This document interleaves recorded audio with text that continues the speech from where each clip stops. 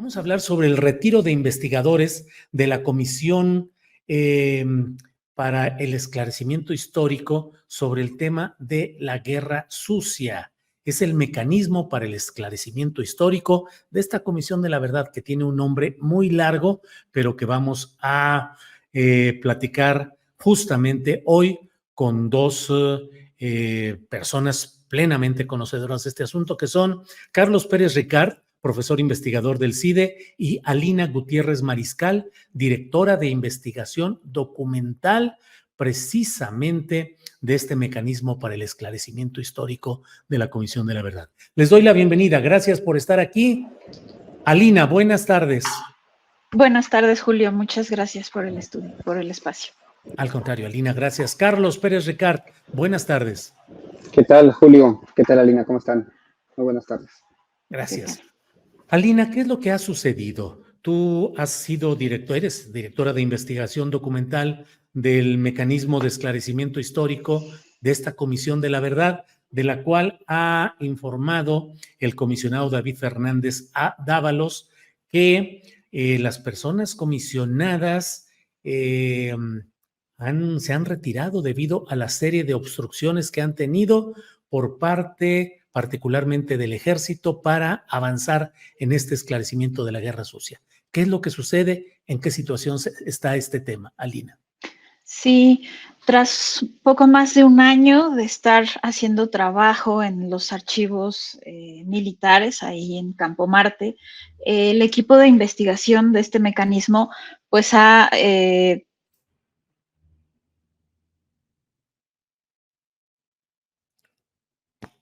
Allí nos atoramos un poquito. Bueno, vamos a ver cómo se resuelve este problema y vamos con Carlos Pérez Ricard. Carlos, ¿en qué situación está este tema? ¿Qué es lo que sucedió? Por favor, para la audiencia que no tenga todos los antecedentes. Carlos. A ver, en primer lugar, déjame mostrarte mi solidaridad, querido Julio, por las declaraciones, desde mi punto de vista, muy desafortunadas del presidente en cuanto a su trabajo periodístico. No ha sido la única persona que en las últimas semanas, en los últimos meses, ha sido atacada, insisto, desde mi punto de vista, de manera muy injusta. Tú eres un periodista independiente y la lealtad que tienes está hacia la verdad y hacia tu auditorio, no hacia la figura presidencial. Entonces, bueno, ahí va mi reconocimiento a tu trabajo. Te cuento un poco lo que es el mecanismo de esclarecimiento histórico para quien no lo conozca. Somos una comisión presidencial. Fuimos creados en el año 2021, en noviembre del año 2021, por el presidente de la República para esclarecer graves violaciones a los derechos humanos ocurridas en el periodo 1975-1990. Déjame aclarar algo que me parece muy importante. Durante 23 años, 20 años, los sobrevivientes, víctimas, familiares, estuvieron pidiendo al Ejecutivo Federal que creara una comisión de la verdad que esclareciera graves violaciones a los derechos humanos ocurridas en el pasado. ¿Qué digo 20 años? 50 años desde las doñas pidiéndole al presidente Echeverría aquella famosa frase de vivos se los llevaron, vivos los queremos, ¿no? Un mecanismo que diera verdad, justicia, reparación, memoria frente a esas atrocidades que se cometieron en el pasado. El presidente López Obrador en el año 2021 acepta crear esta comisión y se forma un mecanismo de esclarecimiento histórico de parte de gente que viene de sociedad civil, gente que no trabaja en el gobierno. Yo no trabajo en el gobierno, trabajamos de manera honorífica, justamente para liderar este proyecto de investigación sobre el pasado. Y uno de los compromisos que hace el presidente hace 2 años, lo hace en Chihuahua en diciembre hace 2 años, es justamente que se iban a abrir todos los archivos para que nuestros investigadoras, Alina, que ahora en un segundo más nos va a acompañar, es investigadora del mecanismo de esclarecimiento histórico y puede dar fe de ello, tengan acceso a los documentos históricos tanto del Archivo General de la Nación como de la Secretaría de la Defensa Nacional, de lo que es el CISEN, del Estado Mayor Presidencial, etcétera. Entonces, es un proceso que ha apoyado el propio presidente de la República, que impulsó el presidente de la República, y lo que nosotros estamos diciendo es que no se ha cumplido la orden presidencial, el mandato presidencial que exige a la Secretaría de la Defensa Nacional a dar la totalidad de los documentos que estamos pidiendo como comisión para poder terminar de esclarecer graves violaciones a los derechos humanos. Me interesa mucho puntualizar, Julio, que no es que no somos enemigos del presidente, ¿no? Que no estamos en las antípodas del presidente, que no somos conservadores, sino que pertenecemos a una comisión presidencial. Tengo el gusto y el gran honor de representarla junto a Eugenia Lier, una muy prestigiosa historiadora de la UNAM, Abel Barrera, un luchador de derechos humanos que vive en Guerrero y que trabaja en Tlapa, Guerrero, hace 40 años en temas de derechos humanos, y a David Fernández, padre jesuita, ex rector del ITESO, de la Ibero, que lideró el Centro PRO en los años 90, que son gente toda ella pues de mucho prestigio y que no están, que no son reaccionarios, que no son conservadores y que no están en la derecha. Entonces me gustaría empezar por puntualizar eso, Julio. Bien, gracias, Carlos.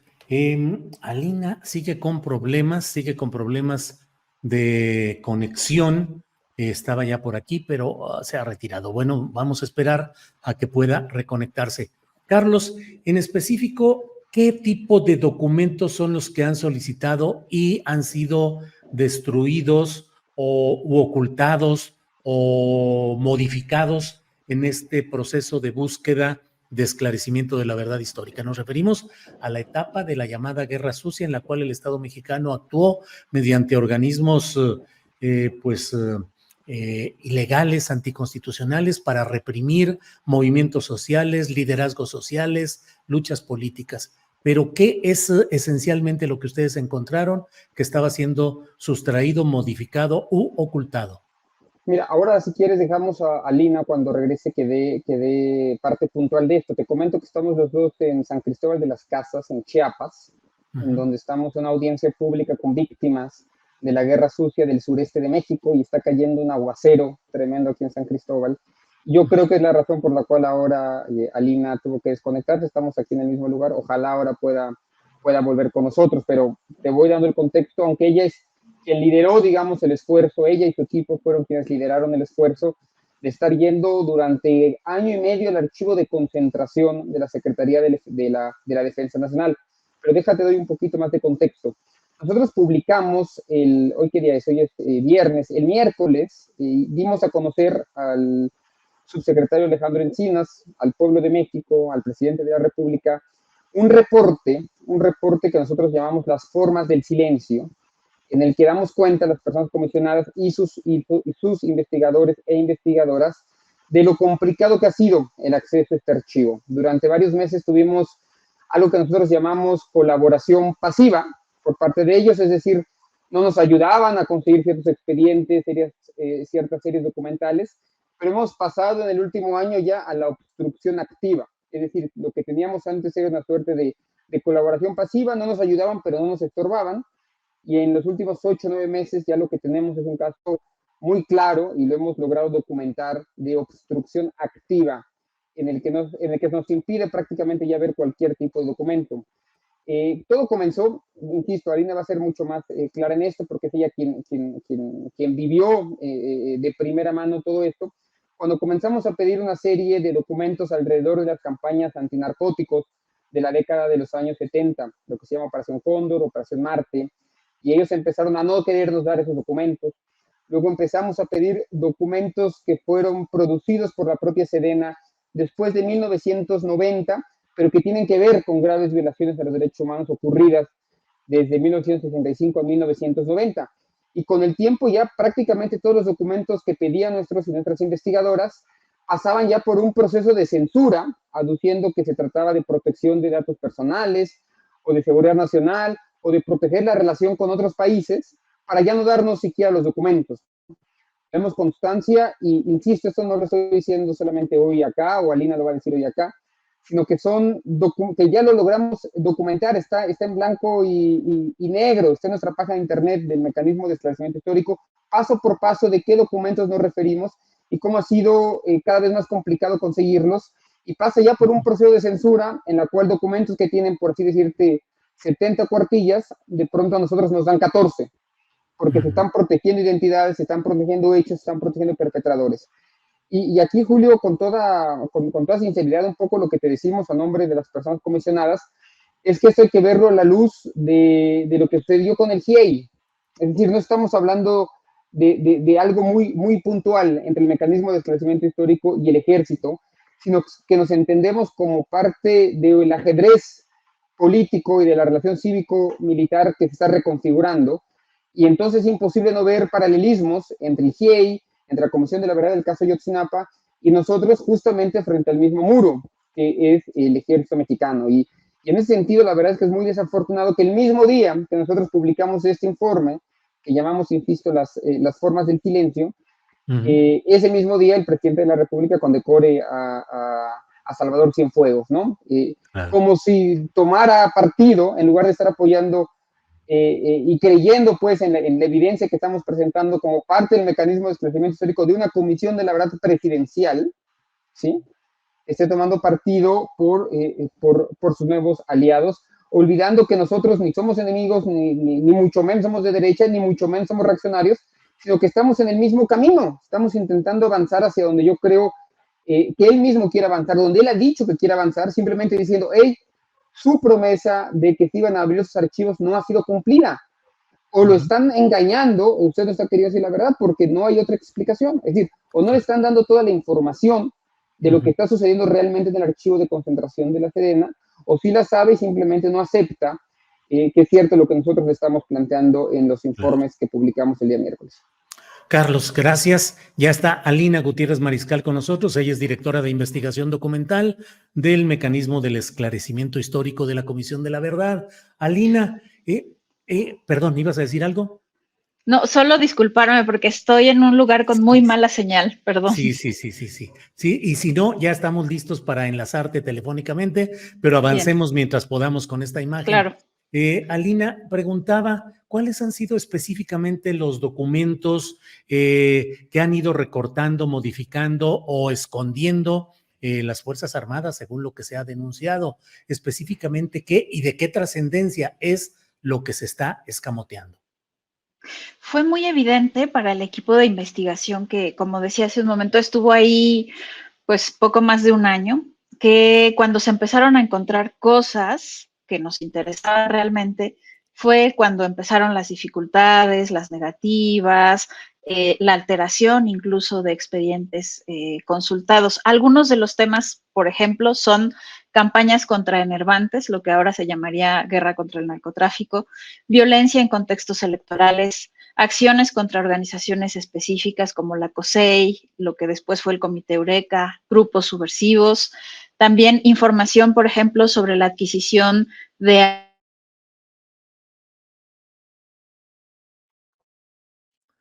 Bueno, ahí seguimos con esos atorones.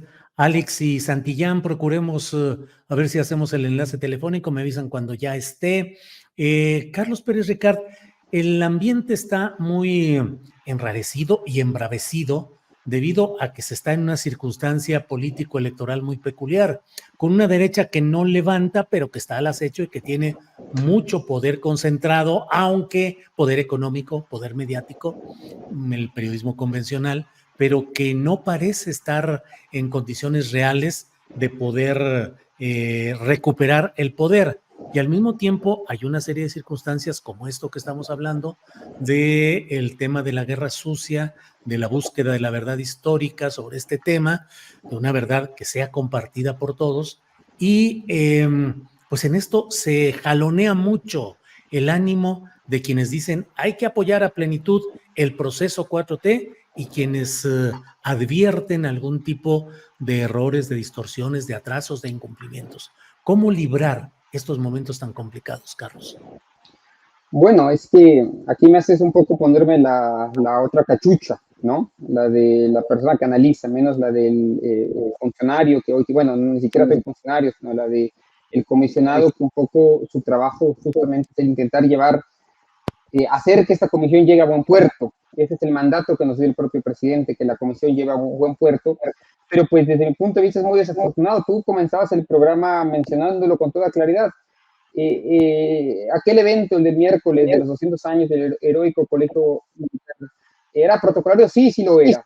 El estamento militar tiene sus jerarquías, sus rituales y que el presidente de alguna manera tiene que cumplir con ellos, sí, sí lo es, eso no queda en duda. Ahora, tenía necesariamente que tomarse fotografía, tenía que condecorarlo públicamente, y a un personaje que no se le escapan los símbolos, como no se le escapan al presidente de la República, pues pareciera que está tomando partido frente al estamento militar, además de haber sido una pésima diplomática, además de ser un saludo al viejo régimen, justamente el día en que le estamos diciendo personas que están trabajando de manera honorífica con un equipo de extraordinarios profesionistas. Ahora ojalá puedas escuchar a Lina para que te dé exactamente lo que pasaba en el archivo, y un poco sin la oposición y sin tener a nadie, digamos, con quien competir realmente, ponga de lado del ejército en lugar de creerle a la propia comisión que él mismo creyó. Entonces, ahorita para dejar a Lina que nos eso, nosotros lo que estamos planteando es simplemente, señor presidente, nosotros tenemos, con mucho gusto, le hacemos llegar directamente a usted las explicaciones, la evidencia que hemos recabado a lo largo de los últimos 3 meses, que ya le entregamos al subsecretario Encinas. Estamos en la disposición de cumplir el mandato presidencial, estamos en la disposición de cumplir con la voluntad de las víctimas, con la exigencia de las víctimas, no de hace 3 años, sino desde hace 50 años, que nos permitan continuar nuestro trabajo, y le pedimos que nos apoye, porque es crucial tener acceso a estos archivos para poder construir el informe de la verdad que presentaremos al propio presidente y al pueblo de México en septiembre del año que viene.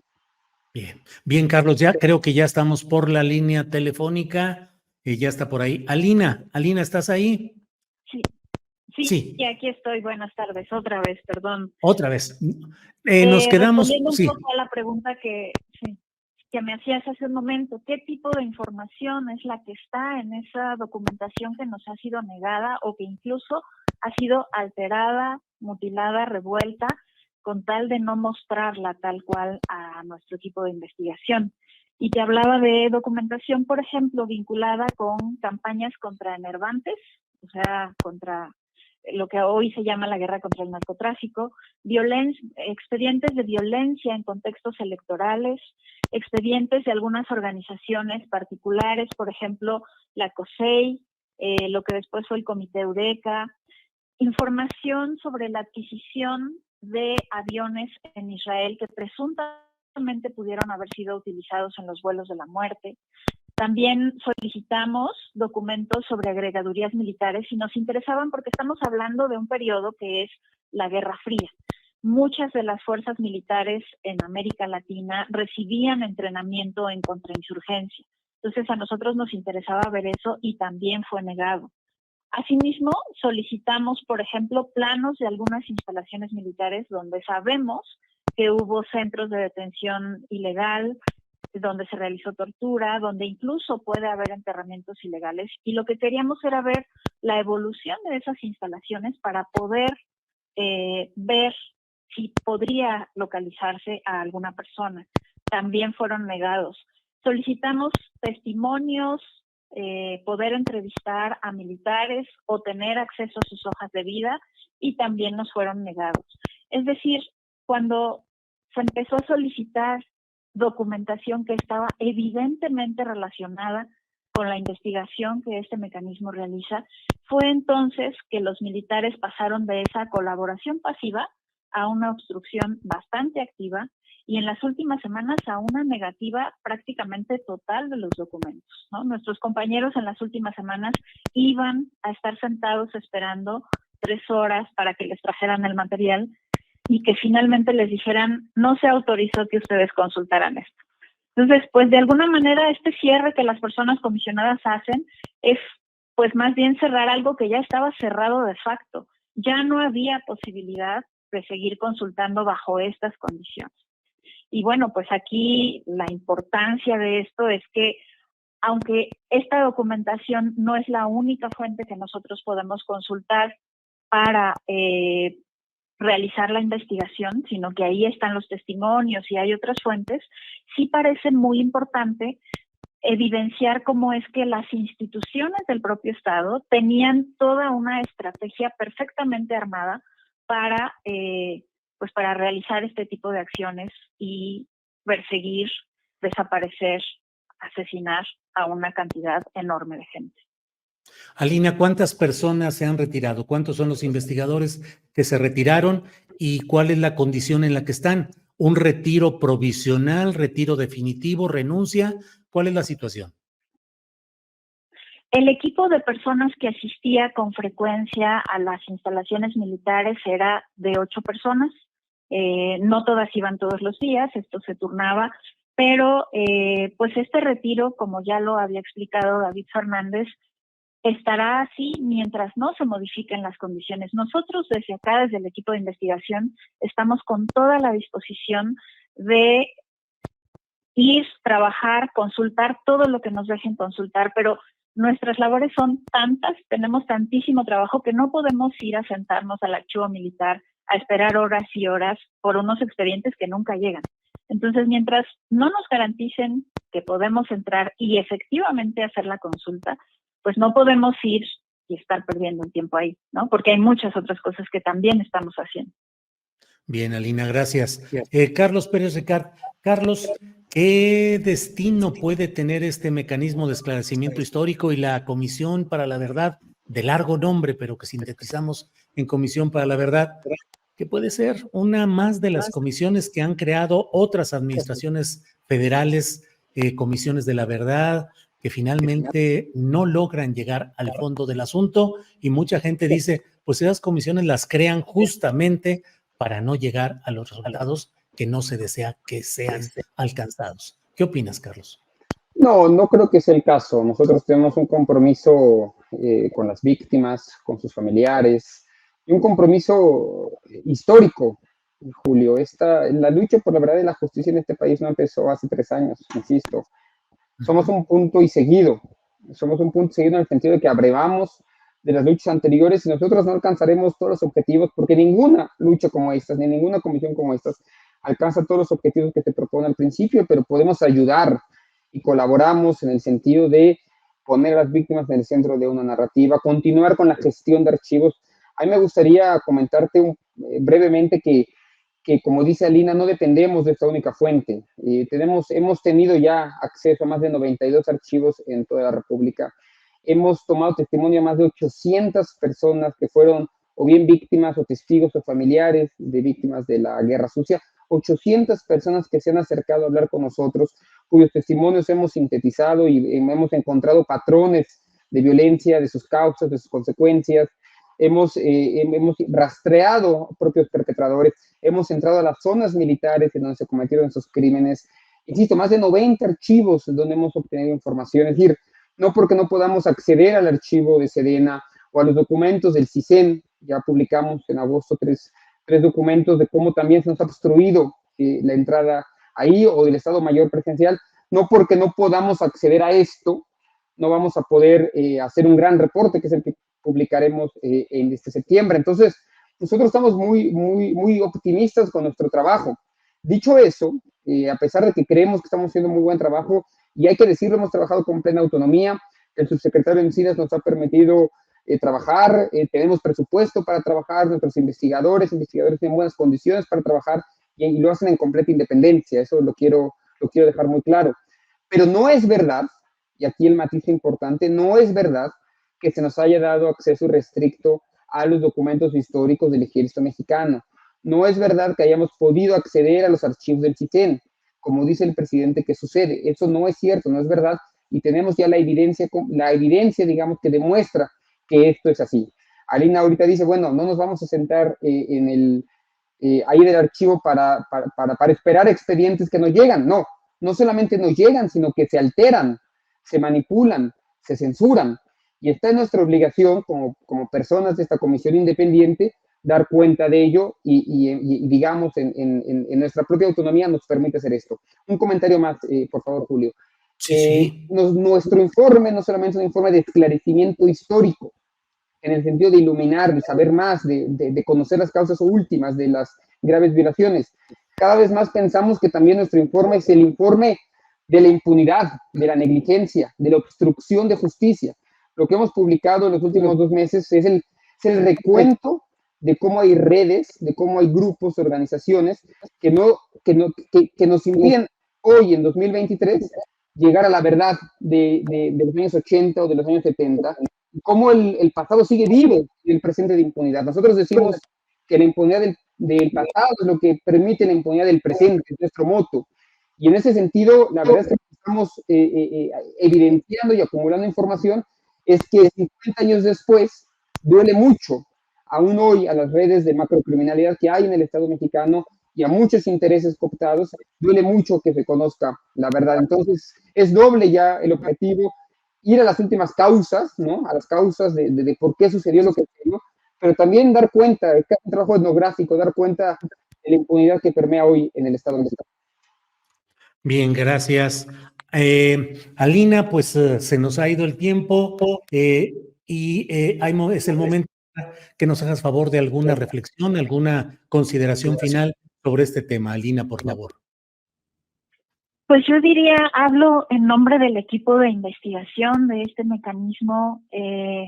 Acá la voluntad está empeñada en el esclarecimiento. El trato cotidiano que tenemos con las víctimas y sus familias de este periodo creo que ha hecho más grande el compromiso de este equipo para lograr esclarecer, traer verdad a estas familias. Nosotros sabemos que nuestro mandato como mecanismo de esclarecimiento histórico pues se limita justo a esclarecer históricamente la verdad. Tenemos toda la disposición, el equipo está conformado por una serie de personas sumamente preparadas y comprometidas que está puestísima para hacer el trabajo que haya que hacer y pues llevar a buen término la escritura de este informe que tenemos encomendado. Bien, Alina, gracias. Pues Carlos, algo que agregar. Yo por mi parte y a nombre del programa agradecemos el que hayan estado hoy con nosotros.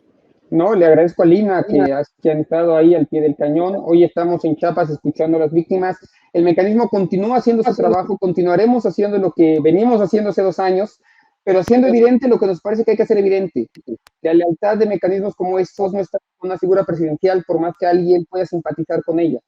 La lealtad debe estar con las víctimas, con la verdad y con el mandato de verdad y justicia que se han manifestado, insisto, desde hace medio siglo en este país y que nosotros continuaremos intentando liderar por ahora, pero esperando que este solo hecho conjunta, que no nos corresponda a nosotros el punto final, sino sentar las condiciones para que esta lucha pueda continuar con o sin el aval del Ejecutivo Federal y decirle al presidente que estamos ahí puestos para mostrarle también la información que hay ahí y por lo menos nos dé la posibilidad de mostrársela, que no puede ser que le crea más ahora a Salvador Cienfuegos y le crea más al estamento militar de lo que le está diciendo una que él mismo crea para cumplir un mandato que estoy seguro que él también comparte. Entonces te agradezco, Julio, porque es muy importante que nos den ese tipo de espacios para poder hablar sobre la situación de la Comisión de la Verdad desde una manera libre y te agradezco y te repito la solidaridad de mi parte hacia tu persona como periodista, como comunicador y lo importante que es que eres voz a la comisión y en general a todo